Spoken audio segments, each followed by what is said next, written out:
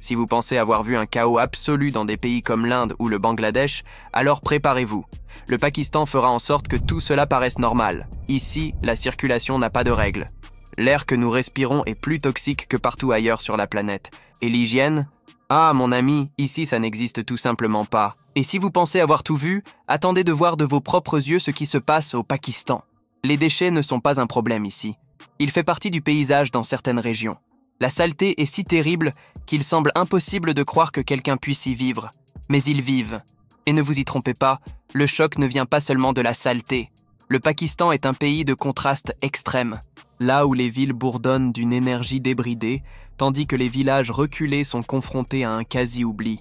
Dans la vidéo d'aujourd'hui, nous allons vous emmener dans un voyage à travers 15 des faits les plus fous. Des faits choquants et incroyables sur le Pakistan.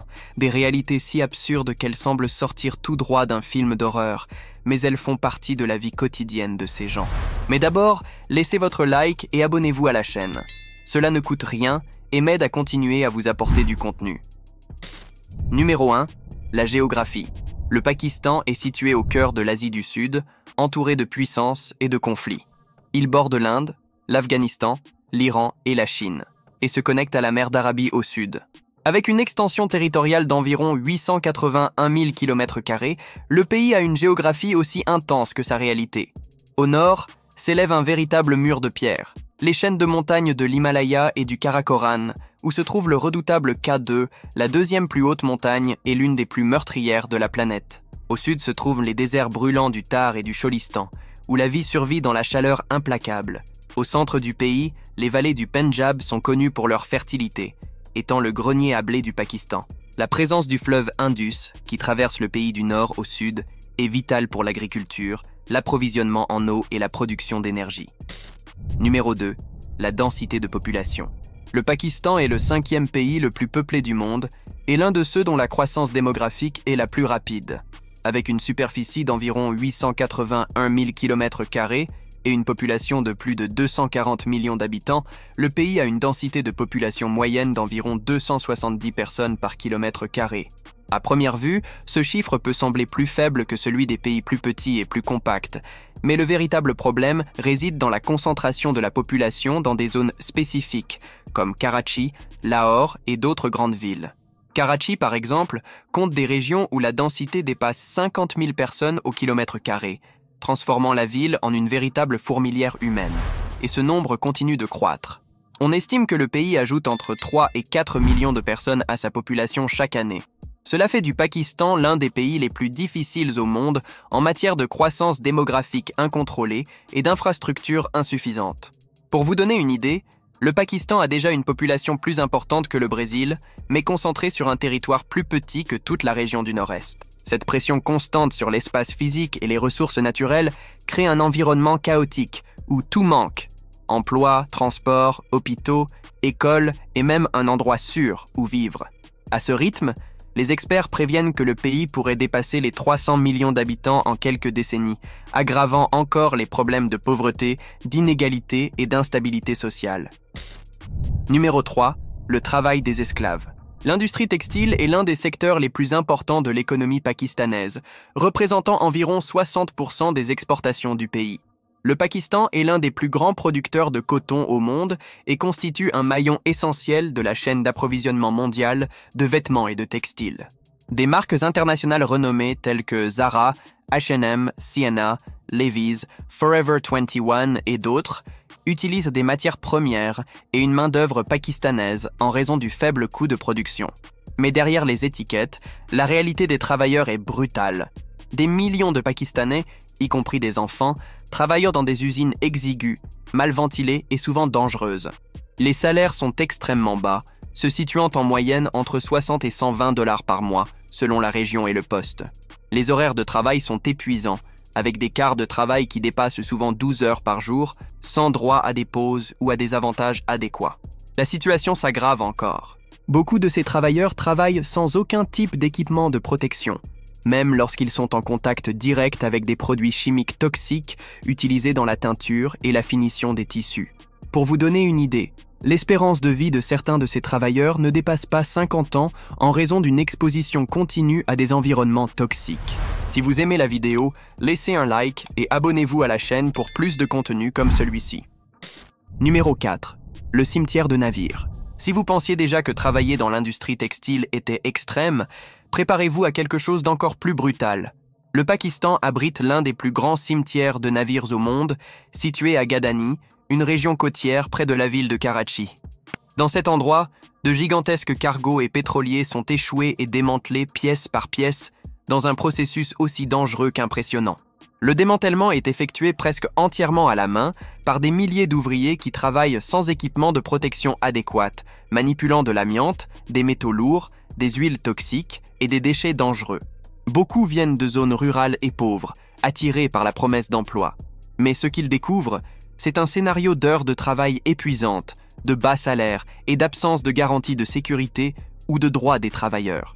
Outre les risques graves pour la santé, tels que les problèmes respiratoires et les maladies causées par l'exposition aux déchets chimiques et métalliques, le démantèlement des navires à Gadani entraîne également des impacts environnementaux dévastateurs. La mer est constamment polluée par des carburants, des solvants et des métaux qui contaminent l'eau, nuisent à la pêche et affectent directement les communautés côtières locales. Numéro 5. La cuisine. La cuisine pakistanaise est riche en saveurs, en épices intenses et en traditions régionales, mais elle cache également un grave problème. Le manque d'hygiène, notamment dans les marchés de rue. Tout comme en Inde, manger au restaurant peut être un véritable risque. Dans de nombreuses villes, il est courant de trouver des stands de fortune vendant de la nourriture en plein air, souvent situés à côté d'égouts à ciel ouvert, de tas d'ordures et de rues couvertes de poussière et de pollution. Ces stands proposent des plats typiques tels que le biryani, un riz assaisonné de viande et d'épices, et le nihari, un ragoût de bœuf, entre autres spécialités. Tous préparés selon des recettes traditionnelles, mais souvent manipulés sans gants, sans réfrigération et sans aucun type de contrôle sanitaire. Le plus effrayant et le plus répugnant est que l'eau utilisée pour cuisiner, laver les légumes ou désinfecter les ustensiles provient souvent de sources contaminées. Et, étonnamment, il est courant de voir des vendeurs se laver les mains et la vaisselle avec les eaux usées qui coulent sur les trottoirs. Numéro 6. L'extrême pauvreté. Outre les villes surpeuplées, sales et chaotiques, un autre problème plonge le Pakistan dans une crise profonde et silencieuse. L'extrême pauvreté, qui porte atteinte à la dignité de millions de personnes chaque jour, dans les grands centres urbains tels que Karachi, Lahore et Rawalpindi. La misère n'est pas cachée. Il attire votre regard à chaque coin de rue. La pauvreté s'étend comme une ombre suffocante sur des quartiers entiers, où des familles vivent entassées dans des cabanes faites de bois, de bâches déchirées et de morceaux de métal rouillés. Il est courant de voir des gens demander de l'aide dans la rue, tandis que les enfants jouent parmi les déchets et que les eaux usées coulent à l'air libre. Mais le scénario dans les zones rurales est encore plus cruel. Environ 60% de la population vit dans des villages isolés, complètement oubliés par l'État. Dans ces endroits, avoir accès à l'eau potable, à l'électricité ou à l'éducation de base est un privilège quasi inexistant. De nombreuses familles s'entassent dans des logements de fortune, survivant avec le strict minimum, et parfois même pas. L'extrême pauvreté est une réalité quotidienne. La seule issue pour beaucoup est de migrer vers les grandes villes à la recherche d'une vie moins difficile. Mais tout ce qu'ils trouvent, c'est encore plus de misère, des bidonvilles surpeuplés et des promesses non tenues. Et la tragédie devient encore pire quand on regarde les chiffres. Plus de 35% de la population pakistanaise vit en dessous du seuil de pauvreté, dans des conditions qui frôlent la limite humaine. Beaucoup survivent avec moins de 2 $ par jour, une somme qui couvre à peine le coût d'un simple repas, sans parler de tous les besoins de base. La faim, le manque d'assainissement et l'effondrement des services essentiels font partie du quotidien de millions de personnes. Au Pakistan, la pauvreté n'est pas seulement une statistique. C'est une condamnation qui emprisonne des générations entières, sans perspective de changement. Numéro 7. Le transport. La circulation au Pakistan est chaotique et intense, rappelant celle de l'Inde et du Bangladesh, avec un flux désorganisé de motos, de voitures, de bus, de charrettes et de piétons, se battant pour chaque centimètre carré des rues. Dans les grandes villes, les embouteillages sont constants, et les conducteurs respectent rarement le code de la route. Les feux de circulation sont rares, et le contrôle de la circulation repose souvent sur les policiers qui tentent de coordonner le chaos avec des sifflets et des gestes. Au milieu d'une mer de klaxons et de manœuvres dangereuses, les transports en commun laissent également beaucoup à désirer. Les vieux bus, vieux de plusieurs décennies, sont courants et leur entretien est minimal. Ces véhicules sont souvent surchargés et transportent des passagers dans des conditions inconfortables et dangereuses au milieu de la chaleur et de la poussière des villes. L'un des moyens de transport les plus traditionnels et encore largement utilisés est le pousse-pousse, un vélo ou une moto adaptée avec une cabine passager. Il est courant de voir des hommes minces et épuisés faire du vélo sous un soleil brûlant, endurant des heures de travail acharnées pour un salaire minime. De nombreuses personnes parcourent plus de 30 km à vélo par jour pour subvenir aux besoins de leur famille. Un autre spectacle courant est celui des trains surchargés, véritable symbole des transports au Pakistan. Aux heures de pointe ou lors des fêtes religieuses, les trains sont tellement pleins que les passagers s'entassent dans les allées, sur les marches et même sur les toits des voitures. C'est un risque extrême, mais pour beaucoup, c'est la seule option viable pour se déplacer entre les villes dans un pays où le transport est plus une lutte quotidienne qu'un service garanti. Numéro 8. La qualité de l'air. Le Pakistan est l'un des pays où la pollution de l'air est la plus alarmante au monde, se classant constamment en tête des classements mondiaux pour la pire qualité de l'air. Des villes comme Lahore, Karachi et Faisalabad sont confrontées à des niveaux de pollution toxique pendant une grande partie de l'année. Lahore se classant souvent en tête des listes des villes les plus polluées du monde. À certaines périodes, les niveaux de pollution de l'air peuvent être jusqu'à 16 fois supérieurs à la limite considérée comme sûre. Selon l'indice de qualité de l'air, cette pollution est causée par une combinaison dangereuse de facteurs. Émissions incontrôlées des véhicules, brûlage de déchets à l'air libre, activités industrielles sans inspection environnementale, utilisation intensive de générateurs diesel et une énorme quantité de poussière provenant des chantiers de construction et des routes non pavées.